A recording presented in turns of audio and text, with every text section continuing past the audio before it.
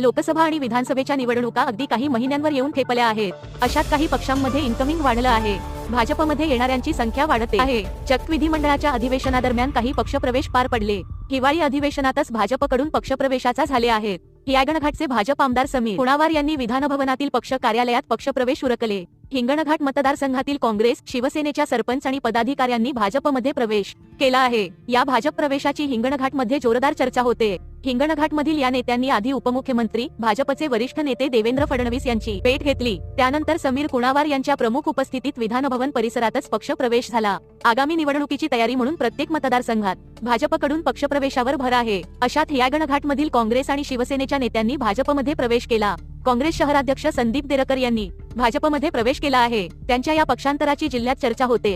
सभापती ललित दगवार, सुशीला लढी, रवींद्र लढी, शिवसेना प्रमुख कमलेश बोयर, उपसरपंच साखरा, रमेशराव मडावी, सरपंच परडा, संजय शेळकी धपकी यांनी भाजपत प्रवेश केला.